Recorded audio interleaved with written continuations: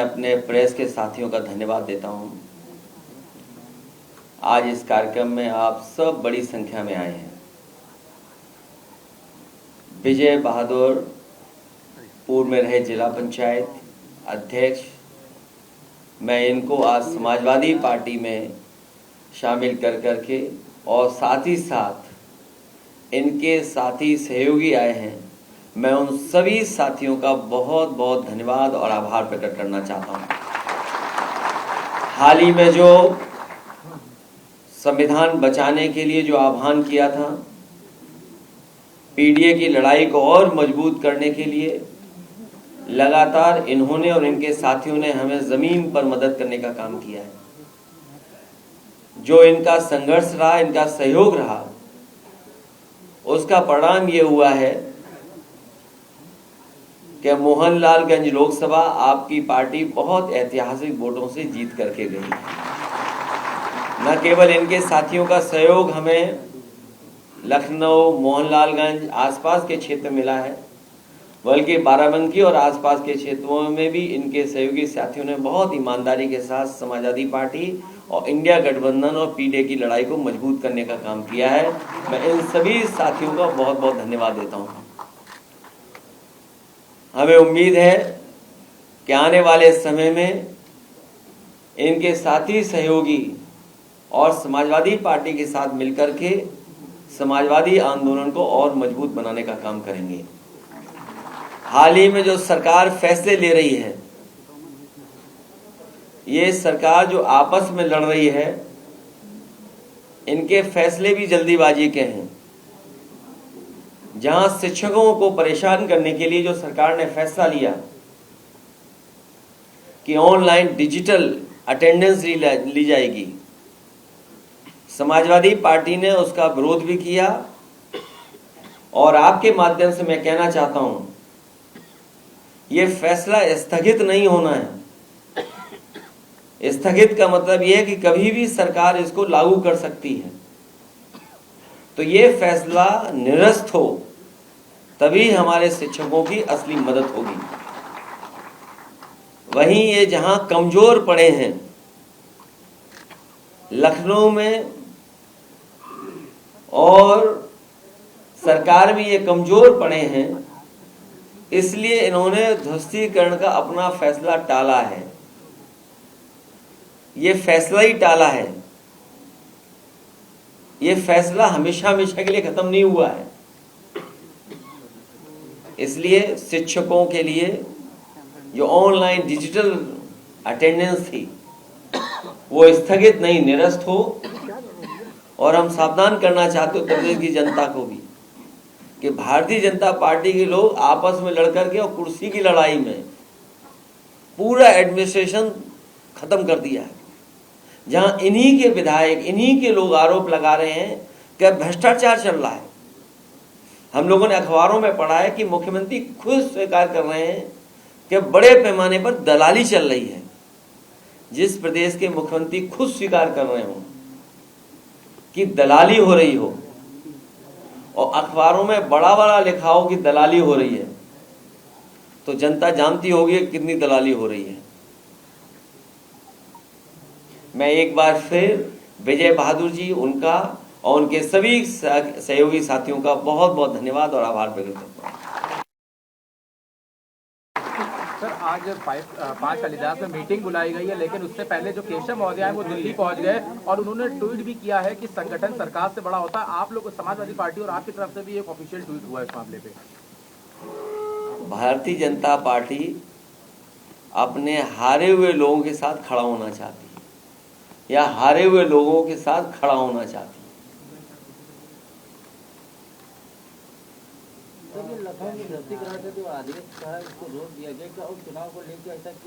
ये कमजोर पड़ गए हैं, ये कमजोर पड़ गए हैं। एक दूसरा जो बाई इलेक्शन है, आप सही कह रहे हैं, 2 केवल ये फैसला टला है।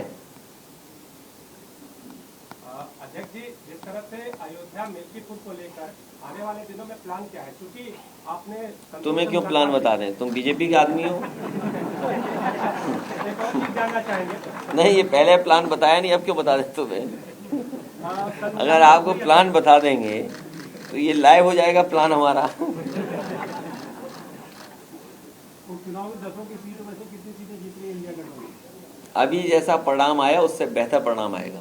लेकिन आप सर एक जो चीज है आपका कॉन्फ्रेंस बता जो डिप्टी सीएम थे और सीएम इनके बीच में मामला चला, आज जो मीटिंग थी उसमें दोनों डिप्टी सीएम बुलाए नहीं गए, एक डिप्टी सीएम दिल्ली में मीटिंग कर रहे हैं, तो क्या कोई फेरबदल? कुर्सी की लड़ाई में जनता बहुत परेशान है।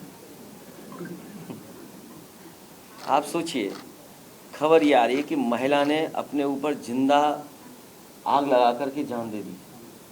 जिंदा है कि एक्सपायर हो गई? आप सोचिए, आप लोग खुद सोचिए कि एक महिला अपना न्याय मांगने गई और उसने आत्मदाह कर दिया और थाने में पुलिस वहां थी, प्रशासन क्या कर रहा था वहां पर? और इनके विधायक खुद आरोप लगा रहे हैं और मुख्यमंत्री खुद स्वीकार कर रहे हैं दलाली हो रही है। तो सवाल ये, जनता ये भी तो सुनना चाहेगी या जानना चाहेगी कि अगर मुख्यमंत्री महसूस कर रहे हैं कि दलाली हो रही है तो जो दलाली कर रहे हैं उन पर कार्रवाई क्या कर रहे हैं? जिस विभाग के बारे में वो आरोप लगा रहे हैं वो विभाग तो सबसे करीब उनके।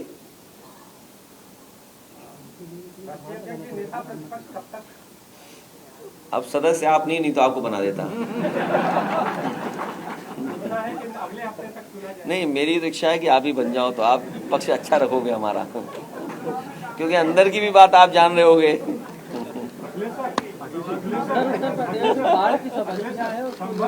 बाढ़ के अलावा देखिए, इसीलिए मैंने कहा ये सरकार कुर्सी के चक्कर में जनता को अपने हाल पे छोड़ दिया। कोई कह रहा है कि इतने गांव हैं बाढ़ की चपेट में, 1400 गांव। कोई अखबार लिख रहा है 900 गांव हैं बाढ़ की चपेट में। सच्चाई कम से कम ये सरकार बताए कि आखिरकार कितने गांव हैं चपेट में, क्या उनकी मदद हो रही है? कल सरकार कह देगी कि बाढ़ आई नहीं क्योंकि बाढ़ का पानी निकल जाएगा। जब जरूरत थी तो सरकार कहाँ थी?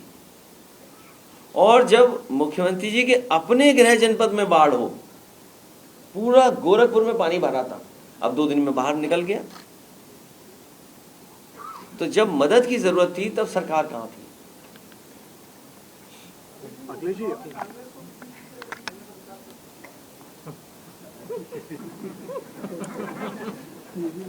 आप कहो तो सब दे दें, क्योंकि सरकार तो बननी नहीं है। अच्छा, कोई सरकार बननी है बताओ? अगर आपकी इच्छा हो तो हम पूरी दे देंगे, जाइए। अखिलेश जी, आज तक की खबर का असर हुआ पंतनगर रहीमनगर में बुलडोजर रुका है, क्या कहेंगे? ये आपका असर तो हुआ होगा, लेकिन असली असर हुआ है जो सरकार कमजोर हुई एक, और सरकार घबरा गई कहीं जो संघर्ष है कहीं बढ़ न जाए। समाजवादी लोग लगातार संपर्क में थे, रविदास जी लगातार संपर्क में थे, पीछे बैठे हुए लोग सब दोनों संपर्क में थे। और आप तो हीरो निकले ही, मुझे सुनने में आ रहा है, लेकिन उन्हें ये नहीं पता होगा कि आज तक को पैकेज कितना मिलता है। तो इसलिए ये सरकार कमजोर हो गई, इसलिए फैसला टाल दिया। क्या जो पहले जिन लोगों का घर उजाड़ा था, ये सरकार मजबूत होती तो इनका भी उजाड़ देती घर। तो किसने फैसला लिया था घरों को हटाने का? कौन लोग थे? क्या मुख्यमंत्री खुद थे? तो अब तो मुख्यमंत्री कह देंगे हम नहीं थे, अधिकारी थे। सरकार खुद फैसला ले रही थी, और फिर उस सरकार से क्या उम्मीद करोगे जिस सरकार ने सबसे देश का सबसे अच्छा रिवर फ्रंट खराब किया हो? जो गोमती रिवर फ्रंट है वो देश का सबसे अच्छा रिवर फ्रंट होता, तो उनसे कोई उम्मीद करोगे कि नाले पर रिवर फ्रंट बना रहे हैं? रिवर फ्रंट बनता है रिवर पर, नाले पर नहीं बनता है। आप मुझे ये बताओ, उस नाले का पानी साफ करने का क्या इंतजाम है सरकार का? जो नाले में पानी आ रहा है, डोमेस्टिक वेस्ट है या अन्य वेस्ट जो आ रहा है उसके अंदर, तो वेस्ट को कैसे रोकते ये लोग? क्या प्लान था इनका? इनके पास कोई प्लान नहीं था, केवल गरीबों को उजाड़ना चाहते थे ये लोग। और हो सकता है कि कुछ बिल्डरों से मिले रहे हों ये लोग, क्योंकि इधर सब बिल्डर उन्हीं की तरफ चले गए।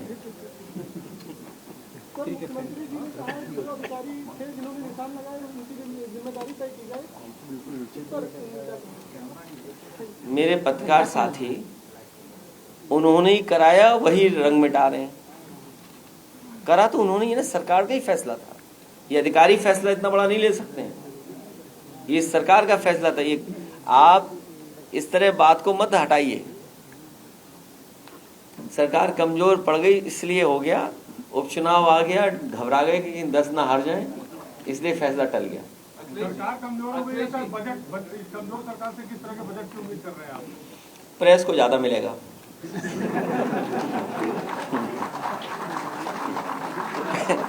जो प्रेस को कितना मिलता है, कितना बजट है प्रेस का? रविदास जी कितना है?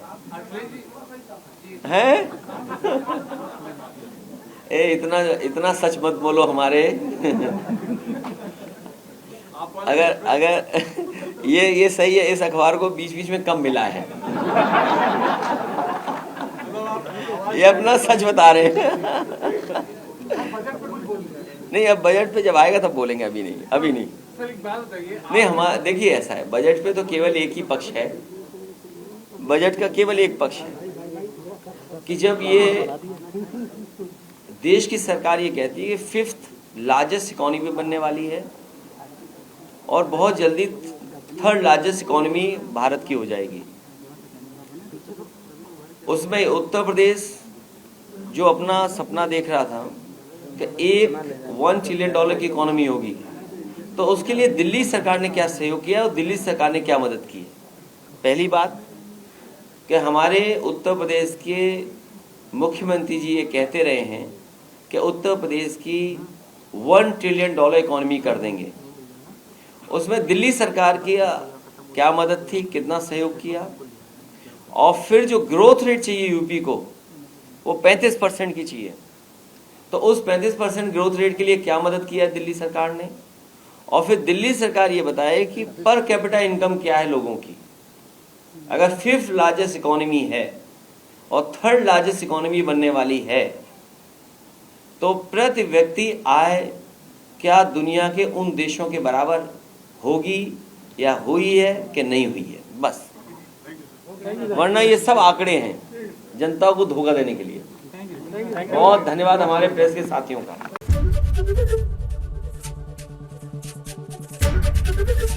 एबीपी गंगा, खबर आपकी, जुबान आपकी।